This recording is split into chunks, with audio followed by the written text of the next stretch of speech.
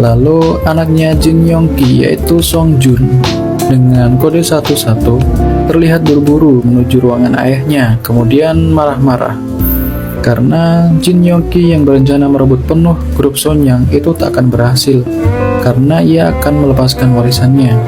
Grup Sonyang saat ini dalam masa transisi kepemimpinan setelah pendirinya Jin Yang Chol meninggal dan ayahnya menggantikan kepemimpinannya dan merebut semua perusahaan itu dari saudara-saudaranya dengan memanfaatkan Song Jun sebagai suksesinya.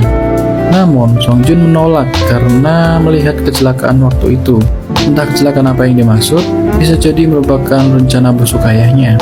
Kemudian sang ayah marah, bisa-bisanya si anak tak tahu diri itu bahkan tidak pernah menghasilkan uang sepeser pun berani mengkritiknya. Tapi dia melakukan semua itu untuk putranya. Karena permintaan itu ditolak, seketika sakit jantung ayahnya pun kumat dan dia terjatuh. Dan Song Jun pun ketakutan dan lari karena panik. Lalu muncullah Yunwo dan memanggil medis. Namun upacara akan tetap dilanjutkan karena dikhawatirkan kabar buruk dari pimpinan membuat saham anjlok. Dan ini dijadikan kesempatan untuk adiknya si Dongki untuk menghentikan kakaknya memberikan pengumuman. Tapi anaknya menegur dia dan berkata, seharusnya Song Jun lah yang menggantikannya untuk memberi pengumuman agar pemegang saham tidak melihat kejanggalan, sehingga pengaruh pergerakan sahamnya tetap stabil. Tampaknya anak Dongki ini cerdas banget ya guys. Akhirnya Yun Min menyuruh Yunwo untuk mencari Song Jun dan dia hanya diberikan waktu 30 menit. Jika dia tidak menjalankan tugasnya dengan tepat waktu, maka karir di Songyang akan terancam. Di lain sisi, Song Jun mengamuk di kediamannya dengan menghancurkan semua properti yang ada dengan stick golf. Tak lama kemudian, Yunwo datang. Namun tiba-tiba Yunwo terkena amukan Song Jun dan menjadikannya terluka. Yunwo menyuruh anak buahnya keluar dan menutup pintu. Demi profesionalitasnya, Yunwo bermaksud akan tetap membujuk Song Jun walaupun dengan penuh drama.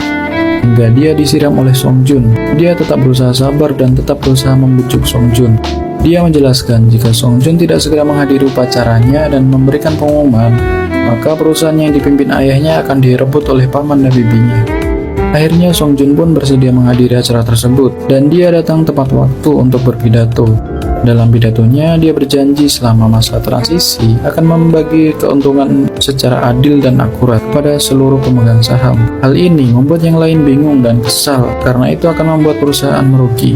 Namun dengan pidatonya tersebut, dia dipuji-puji dan membuat posisinya semakin kuat.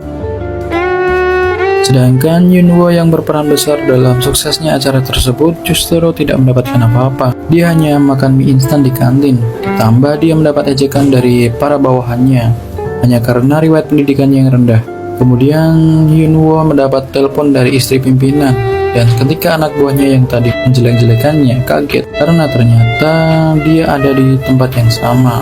Namun Yunwo tetap sabar. Sesampainya di tempat istri pimpinan, dia diberi tugas. Mirisnya, tugas yang diberikannya hanya untuk memperbaiki kloset.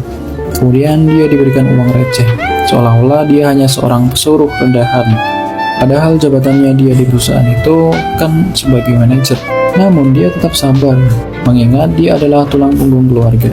Besoknya, tim kejaksaan yang dipimpin Jaksa Seo mendapat perintah untuk menggeledah kantornya untuk mendapatkan lebih banyak bukti dan memberatkan hukuman pimpinan Sonyang. Namun Jaksa Seo tidak menemukan kejanggalan, seolah-olah mereka tahu dan sudah siap dengan kedatangan mereka. Tapi benar saja, semua itu berkat profesionalitas Yunwo yang menyimpan semua berkas-berkas penting ke sebuah ruangan yang tersembunyi, yang terhubung di salah satu lemari. Song Jun pun kesal karena sebelumnya dia mengumumkan untuk memperbaiki perusahaannya. Namun kenapa jaksa datang dan menggeledah? Tapi semua aman berkat kerja keras Yunwo. Dan kemudian Yunwo memberikan salam penghormatan kepada para petinggi. Namun dia diabaikan.